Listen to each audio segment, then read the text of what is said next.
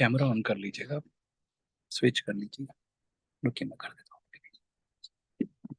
1 minute रुकिए रुकिए रुकिए रुकिए।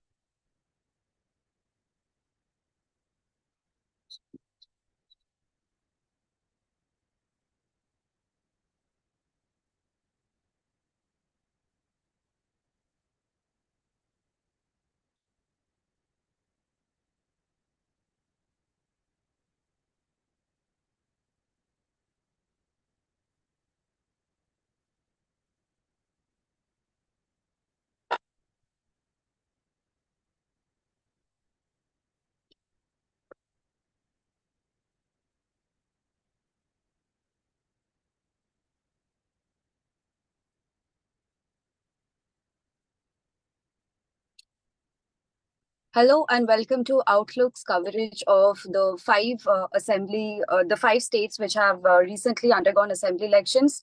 I am Shreya, and today we are going to talk about what is happening in Rajasthan. So BJP is clearly having a lead with almost over 110 seats, while Congress is nearing 70. So from the last election, if we see, BJP is leading by almost 40 seats, while Congress is like lagging behind with 33. So Rajasthan has had this anti-incumbency trend since 1993, with the BJP and the Congress government informing the government every year. So we will shortly have with us a political analyst from Rajasthan who will speak to us, and who will will go into a little bit of in-depth analysis of why BJP is having a lead in Rajasthan this time, and what worked for BJP and what did not work for Congress. Because in the run-up of the elections, we saw a lot of factionalism happening in both Congress and BJP, but it seems that BJP pulled it up quite well, where Congress is somewhere maybe it quite did not work for it. But then again, Congress welfare schemes were quite praised by the locals. So we will also try to understand that what kind of went wrong despite Congress introducing so many welfare schemes that perhaps seemed to have worked on their behalf. So we'll have shortly Vaibhav who will join us from Rajasthan, and meanwhile then we'll also talk about what about the tribal votes, which the in the southern belt of Rajasthan, which has been mainly dominated by the Bhil community, and there it seems that the Bharat Adivasi Party is having an edge over both the mainstream parties, the Congress and the BJP. And also, incidentally, this time Rajasthan is also seeing other parties taking an edge over the mainstream parties. And in comparison to Madhya Pradesh, Chhattisgarh, and Telangana, the other parties is leading in 15 states in Rajasthan, which is like a big number. So we'll also try to understand like what could have pushed these parties to have taken an edge over the other parties. So once the results are out, we will know more about how why these parties are doing so well and what went wrong for individual parties. So let's have on call Vaibhav. I think we'll just wait for him to join us in a while, but till then all eyes are on the screen. So we are having Vaibhav now. Vaibhav, can you hear us?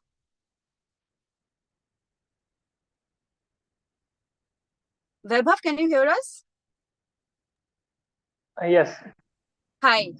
So this is Vaibhav Patel, and he's a young political analyst from Rajasthan, and he has just joined us. And as we said, that we are going to speak a little bit more about the Rajasthan politics and do a bit of analysis. So Vaibhav, as we can see that BJP is having a clear lead over with 113 seats, while Congress is at 69.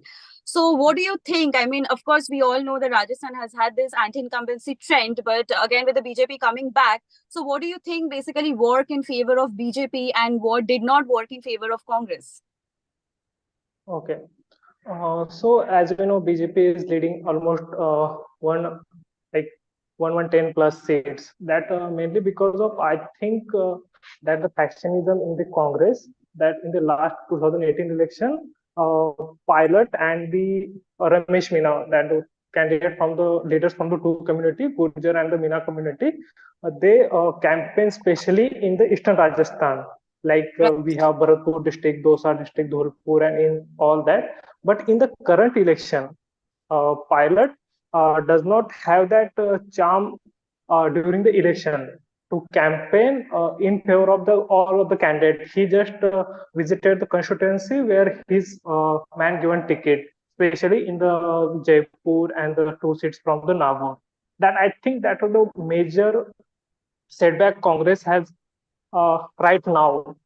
And the Rajasthan had the trend that in the Rajasthan government does not repeat that anti-incumbency. Although Ashok Gehlot tried to change that pattern, like with the scheme, like Right. the various social welfare scheme, but it's clearly shows that it does not work in Congress favor right now.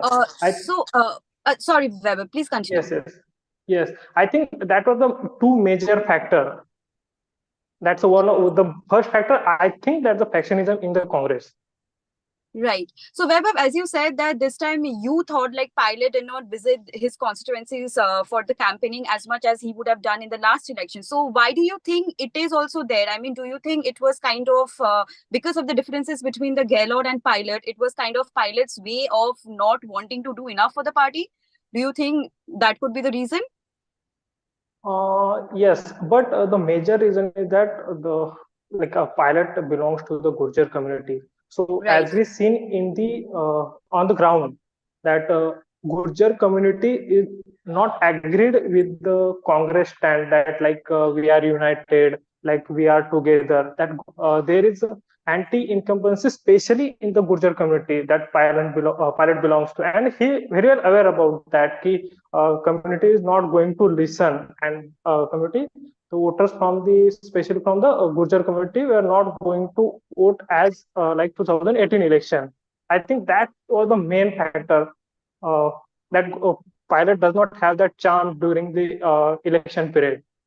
And the thing that happened like September 2022, that was the major thing that Gurjar community were not happy because of Congress leadership, how they handled the incidents of September 2022. That there is a clear cut community stand against Congress. Pilot is well aware about that. I think that was the main thing. How do you think BJP kind of is reaching to this victory level? What do you think? I mean, how do you think BJP had this edge over Congress? What are the issues you think BJP picked up to fight against the Congress and now is kind of pretty doing well? Yes. Despite it on ground, as we all know, Yes, there were people who really praised Congress's welfare scheme, especially the health scheme. So, despite this, what do you think? Like how BJP kind of, leading over Congress?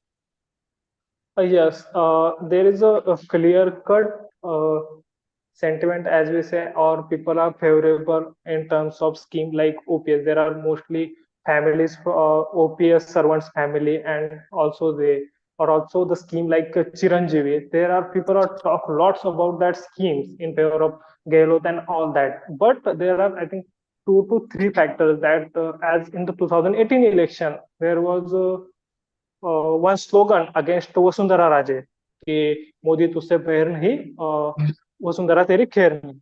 That I think same slogan repeats in the current election. It's mainly against the Congress that Gehlot तुझसे बैर नहीं लेकिन जो विधायक है तुम्हारे बैर नहीं. That's a major anti-incumbency against all the MLAs. That was the main factor.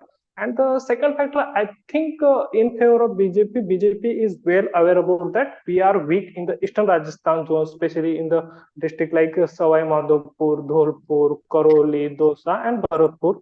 BJP, especially, they have focused in that area after the 2018 election. That as of now, we can see in the 2018 election, out of 20 assembly seats, BJP managed to win just one seat in 2018 election. But as of now, we can see BJP is leading almost 11 to 12 seats. That's a huge margin. That, as we can see in the result also, BJP is above the margin, victory margin, 10 to 11 seats. That's a major thing. And the third thing, I think BJP is a Kadar-based party that we call them. That there is a support for OPS and scheme like, but ultimately matter is how you convert that vote, how you convert that wave or campaign into the vote. I think BJP is leading into that. In the on the election day, on the voting day, BJP Karyakarta managed to do that well, very well, with as compared to Congress. So they managed to do that, convert, cast this all the vote in BJP's favor. That's the last day fight that we called in. Yes, I think these are the 2-3 factors that work in the BJP's favor and goes against the Congress. Right. Vaibhav, you have been since you've been into political analysis, so if you can just give us a general picture of, since Rajasthan has had this anti-incumbency trend, so why do you think with every term, the loyalty of voters keep changing from Congress to BJP, especially if we actually see there are just 48 particular seats, whose list I have in front of me, that includes Oshian, Sikrai, Hindon, Kaman, and Dungarpur, Banswara, many, there are 48 particular seats, which we have seen that in 2008, all those seats went to INC. Then in 2013, all those seats went to BJP. Again, in 2018, all those seats went to INC again. So why do you think, what changes in voters? Why do they keep shifting in every 5 years from one party to the other? Okay. As we see on the ground, there is no as such anti-incumbency that we does not want to repeat the government. Is not like that. But during the election period, that mainly happens. Sometimes it's community swing against a particular candidate, particular party, or some incident happen against the party. Like if we go with the trend like 2008, there were huge like protest in 2007 and 2008, especially from the MENA and the Gurjar community about reservation. These were the main factor during that election.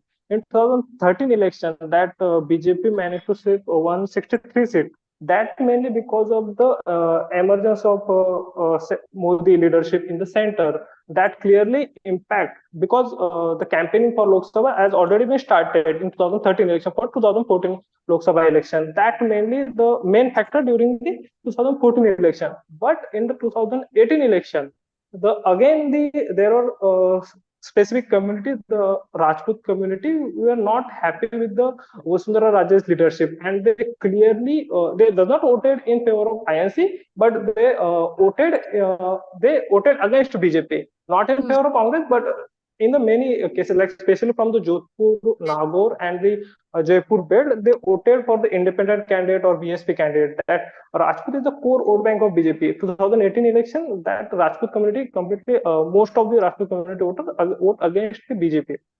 And the Gurjar community, which is also one of the swing community, as we can see, as of now, before 2018 election, Gurjar vote divides between like 50, 40-60 in that trend. But 2018 election, because of Sachin Pilot, mainly because of Sachin Pilot face as a projected space as a CM candidate, Gurjar community almost 80 to 90% community voted in favor of Congress. That are the issues particular to that election that matters for the voters and that election. I think there is no as such trend where does not want to repeat government, but some communities, some equation in that period changes. All right, Vaibhav, just like the last question, like in your observation, were you actually expecting BJP to again come back in power? Yes, sorry, can you please repeat the question? Like, according to you, so were you again expecting the BJP to come back in power given the anti-incumbency trend in Rajasthan? Yes, I feel there are the issues that I already said. There are many incidences like factionism in the Congress, like clearly switching affiliation of particular community, especially we can see Gurjar community, Eastern Rajasthan, and all that issue. Because rest of the Rajasthan, there is a clear-cut fight, like in the Jodhpur, Mewar, Marwar, Shekhawati, there is a clear-cut fight. But BJP is getting lead in the Eastern Rajasthan belt. That I think that was the main factor. Right. Okay, thank you so much, Vaibhav, for joining us and giving us this insightful analysis of the political scenario.